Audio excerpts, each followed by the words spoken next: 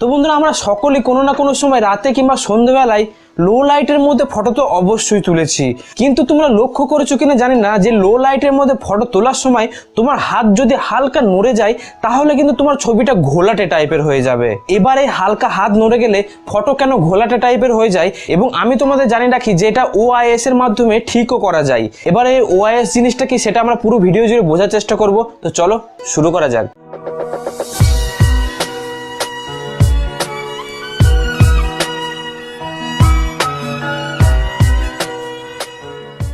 যখন আমরা সন্ধ্যেবেলায় কিংবা রাত্রেবেলায় ফটো তুলি তখন আমাদের চারিপাশে লাইটটা কিন্তু কম থাকে এবং সেই জন্য ক্যামেরা তার শাটার স্পিডটাকে কমিয়ে দেয় যাতে চারপাশে যতটা পরিমাণে আলো রয়েছে সবটাই যেন ক্যামেরা লেন্সের মধ্যে প্রবেশ করতে পারে। কিন্তু যখন আমরা কোনো রাত্রেবেলায় কিংবা সন্ধ্যেবেলায় ফটো তুলি তখন আমাদের চারিপাশে যথেষ্ট পরিমাণে লাইট থাকে না, তাই ক্যামেরা তার নিজের শাটার স্পিডটাকে কমিয়ে দেয়। অর্থাৎ দেখা গেল 1 সেকেন্ডকে 20 ভাগে ভাগ করলে কিংবা 10 ভাগে ভাগ করলে তার 1 ভাগ সময়টার জন্য শাটারটা ওপেন থাকে এবং আমাদের চারিপাশে যতটা পরিমাণে লাইট আছে সেটা ক্যামেরা লেন্সের মধ্যে প্রবেশ করে আর আমরা আমাদের ফটো দেখতে পাই। এবার যখন ক্যামেরার শাটার স্পিডটা কমে গেল, অর্থাৎ দেখা গেল 1 সেকেন্ডকে 10 ভাগে ভাগ করলে সেই 1 ভাগ সময়টার জন্য যে শাটারটি অন থাকে সেই সময়টা যদি তোমার হাত নড়ে যায় তাহলে তোমাদের ফটোটা পরিষ্কার আসবে না কিংবা বলতে পারো তোমাদের ফটোটা ঘোলাটে আসবে। এবার ফটো তোলার সময় তো যে কোনো মানুষের হাত নড়ে যেতেই পারে, আর হাত নড়ে যাওয়ার ফলে তোমাদের ফটো ঘোলাটে টাইপের আসবে। কিন্তু এই প্রবলেমটাকেও ঠিক করা যায় OIS এর মাধ্যমে। এবার OIS এর ফুল ফর্ম হলো অপটিক্যাল ইমেজ স্টেবিলাইজেশন।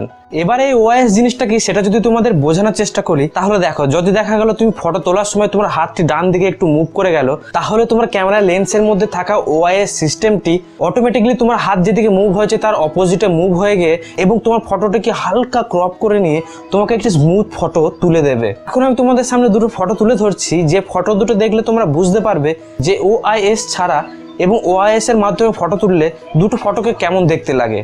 আর এটা শুধু ফটোতেই নয়, তোমরা যখন কোনো ভিডিও রেকর্ড করবে তখন যদি তোমার ক্যামেরার মধ্যে OIS সিস্টেম থাকে এবং দেখা গেল তুমি যে ভিডিওটি বানাচ্ছ এই ভিডিওর মধ্যে হয়তো তুমি দৌড়াচ্ছ এবং তোমার ক্যামেরার মধ্যে যদি OIS সিস্টেম থাকে তাহলে তুমি একটি স্মুথ ভিডিও রেকর্ড করতে পারবে। কিন্তু যদি OIS সিস্টেম না থাকে তাহলে তোমার ভিডিওটা একটু নড়ে চড়ে রেকর্ড হবে। কারণ উদাহরণস্বরূপ আমি তোমাদের সামনে দুটো ভিডিও চালিয়ে দিচ্ছি।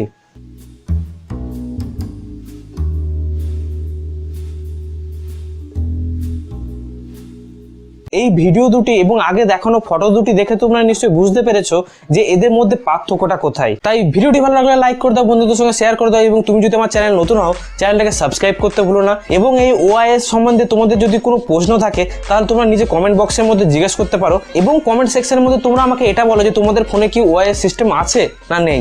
নিচে ডেসক্রিপশন বক্সে এবং ফার্স্ট কমেন্টের মধ্যে আমার ফেসবুকের লিঙ্ক আছে, তোমরা চাইলে আমাকে ফেসবুকে ফলো করতে পারো। আর দেখা হচ্ছে তোমাদের সঙ্গে পরবর্তী ভিডিওতে, ততক্ষণের জন্য টাটা।